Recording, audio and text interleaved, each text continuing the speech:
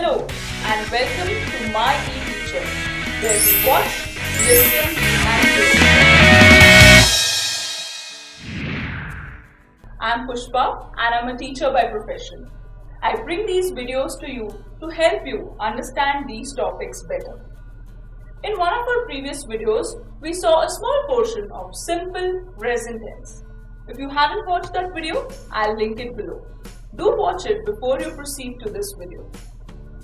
We will now learn how to form a sentence in simple present tense.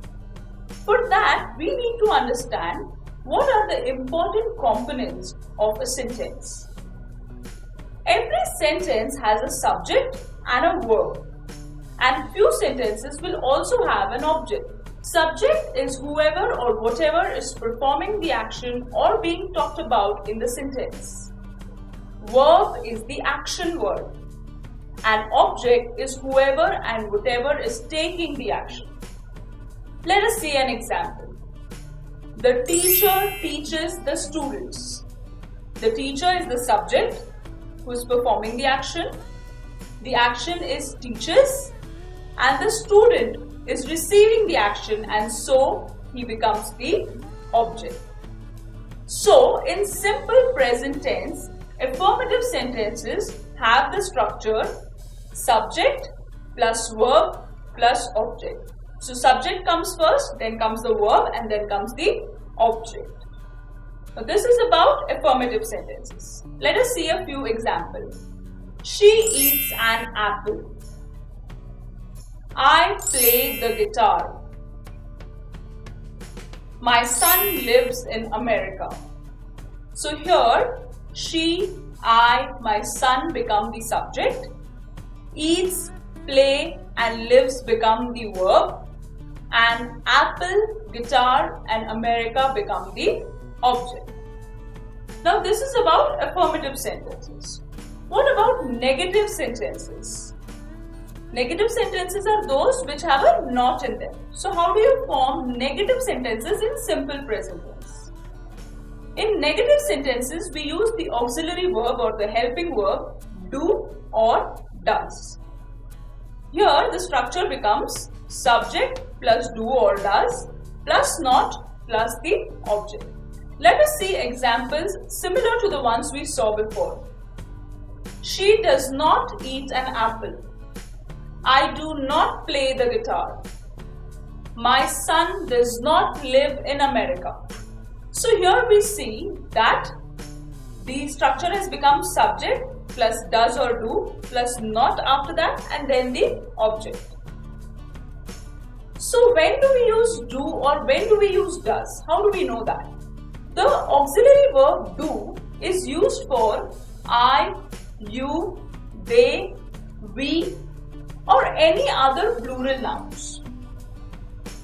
The auxiliary verb does is used with he, she, it or any other singular nouns. Remember that in negative sentences, we never use the verb along with an S or an ES. It is always in the base form. It does not have an S or an ES. Why is it so? Because we are already using does or do along with it. So we do not use an S or an ES along with it. This is about affirmative and negative sentences. Now how to form questions in simple present tense? Here, the sentence structure differs slightly. In questions, the structure of the sentence becomes do or does plus the subject, then comes the verb, and then comes the object. For example, do you like football? So first comes do or does, then the subject you, then the verb like, and then the object football. Does she dance? So do or does comes first, then comes she, that is the subject, and then comes the object, that is dance.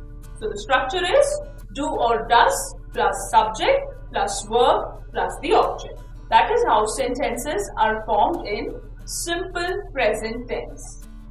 Look at these sentences and try to insert a do or a does before them. I'll come back after a while and let's see if you've got all the answers correct.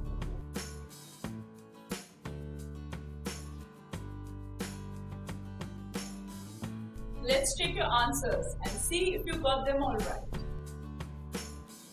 I'm sure you got them all right. So, let's go through what we have done today. The sentence structure in simple present tense is as follows. In affirmative sentences, it is subject plus verb plus object. In negative sentences, it is subject plus do or does plus not and then the object.